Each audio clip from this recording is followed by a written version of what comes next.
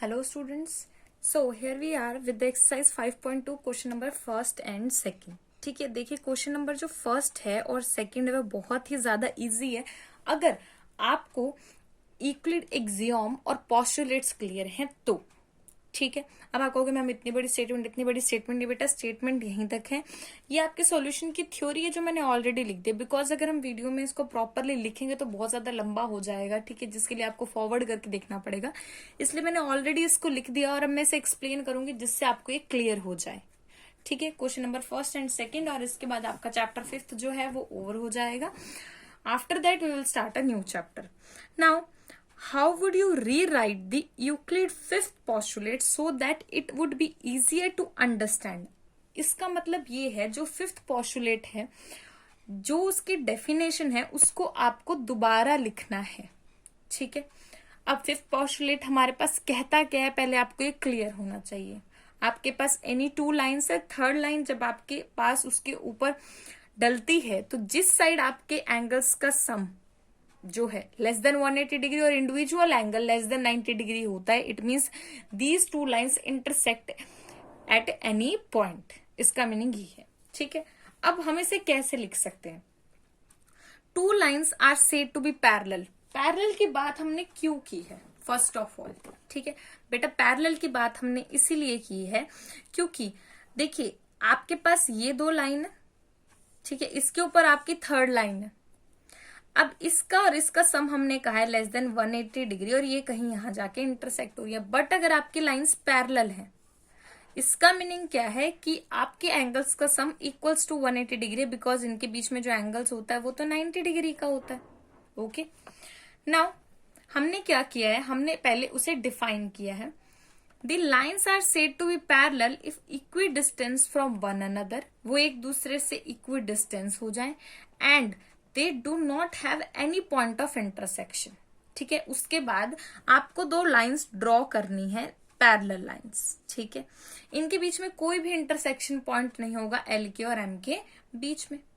For distance of the point from a line is the length of the perpendicular from the point to the line.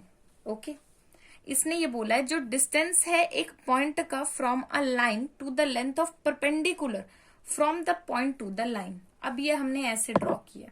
आपको draw क्या करना है, आपको ये draw आप करना चाहे कर सकते हैं, अदरवाइज आपको ये तो ड्रॉ करना ही करना है. ये मान लीजिए आपकी एल और एम हमने ली थी.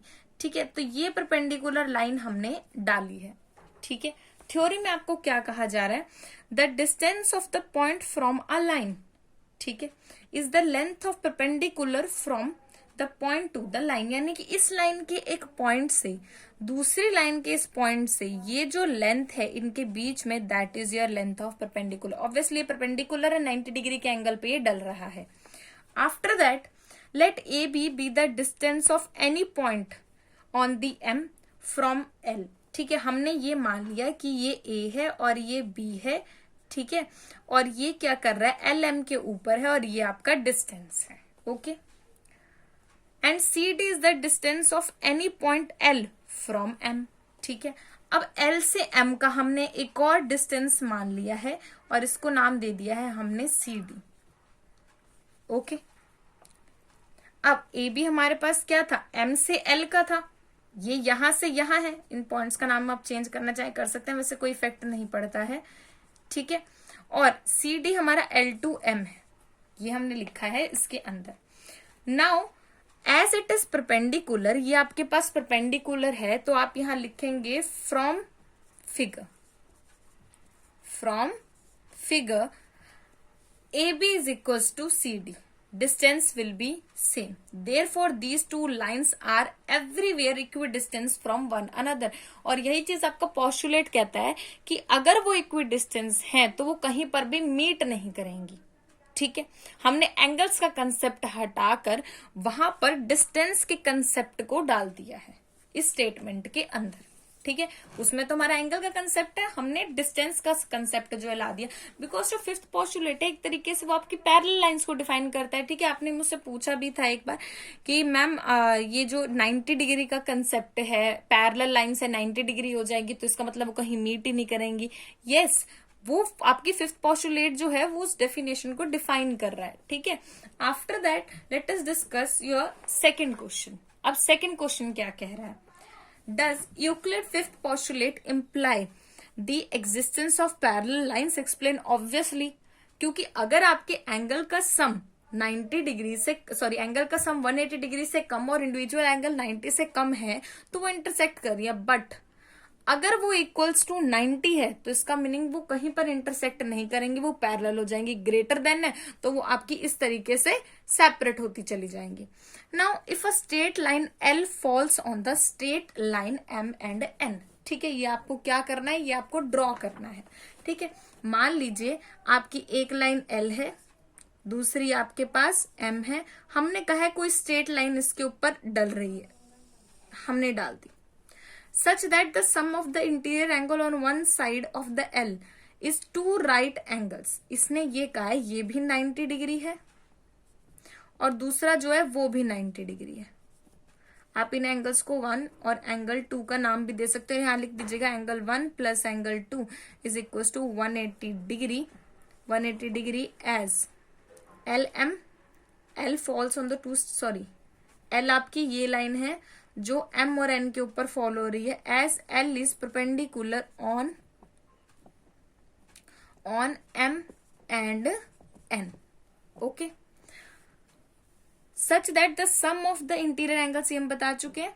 बाय यूक्लिड फिफ्थ एक्सियोम जो पोस्टुलेट है, the lines will not meet on the side of the L. Obviously अगर ये 90 डिग्री के इक्वल हैं तो ये आप इन्हें जितना मर्जी एक्सटेंड कर लीजिए, ठीक है, एक्सटेंड कर लीजिए, कहीं पर भी आपकी मीट नहीं होंगी, क्या होंगी, पैरेलल होंगी, right. Next we know that the sum of the interior angles on this side of the L will also be right angles, ठीक है। अगर हम दूसरी साइड की बात करें तो वो भी आपके पास 90 डिग्री के ही होंगे, therefore they will not meet on the other side also.